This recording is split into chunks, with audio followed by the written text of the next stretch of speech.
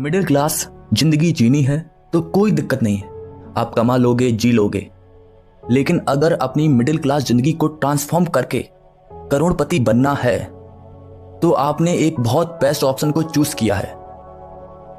जब एक आम इंसान सा दिखने वाला लड़का वो दुनिया का हाईएस्ट पेड सीईओ बन सकता है, जिनकी नेट वर्थ आज 600 मिलियन US डॉलर है।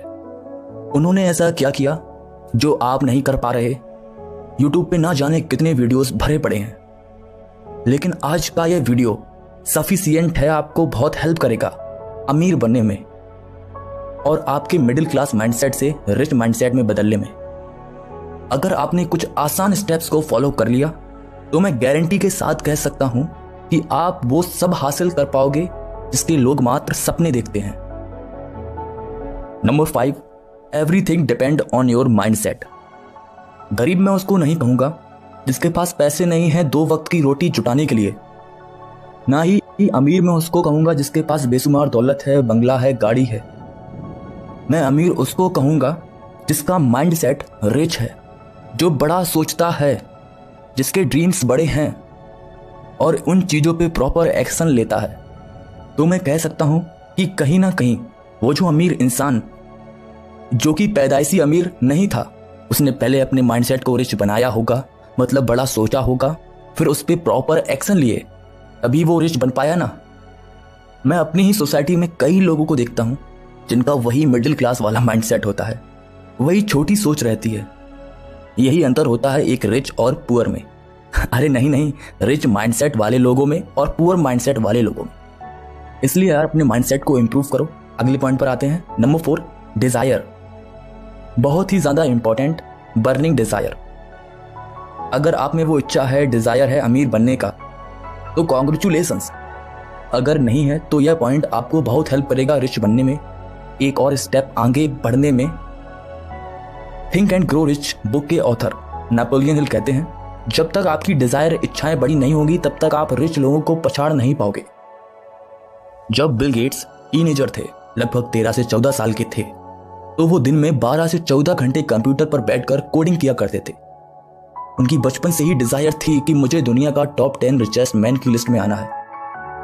मैं वॉरेन बफेट का ही एग्जाम्पल ले लेता हूं। बफेट ने केवल 7 साल की उम्र में ठान लिया था कि मुझे पैसा कमाना है। वॉरेन बफेट ने 5 से 6 बुक नहीं, 100 से ज्यादा बुक उन्होंने फाइनेंस से रिलेटेड पढ़ डाली थी केवल 7 साल की उम्र में।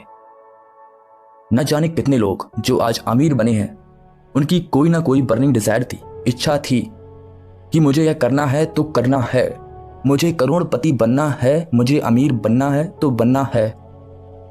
अब अपन ने अपने माइंडसेट और बर्निंग डिजायर के बारे में तो समझ लिया कि मुझे अपने माइंडसेट को कैसे इंप्रूव करना है और अपनी बर्निंग डिजायर, इच्छाओं को कैसे क्रिएट करना है और उस पर एक्शन कैसे लेना है। अब आते हैं अगले पॉइंट पर। Don't be afraid to take risk. Risk लेने से कभी मत डरो। अपनी इंडिया में एक बहुत फेमस कहावत है, जितना चद्दर है उतने ही पैर फैलाओ। लेकिन लोग यह बात कभी नहीं कहते कि अपने चद्दर को ही बड़ा कर लो। जितने भी फाउंडर, सीईओ एंड इन्वेस्टर जो आगे चल के रिच बने, उन्होंने रिस्क लिया, तभी वो उस मुकाम पे पहुंच पाए। सबसे बड़ा एग्जाम्पल है रिस्क लेने में एलोन मस्क का, जिनके लगातार 3 बार स्पेस एक्स के प्रोजेक्ट फेल हुए, plus millions of dollar money waste हुई। लेकिन वो एक के बाद एक रिस्क लेते गए और फाइनली उनका चौथा अटेम्प्ट सक्सेसफुली लॉन्च हो गया। स्वामी विवेकानंद ने कहा था कि आप अपनी जिंदगी में रिस्क लीजिए। अगर आपको उस रिस्क में सफलता मिल गई तो तुम दूसरों को लीड कर पाओगे। अगर आप उस काम में फेल हो गए तो दूसरों को रास्ता दिखा पाओगे। अगर ऑर्डिनरी से एक्स्ट्रा ऑर्डिनरी बनना है तो रिस्क आपको लेना ही होगा। Number 2, improve your communication skills. अमीर बनने का एक और स्टेप और मेरा फेवरेट।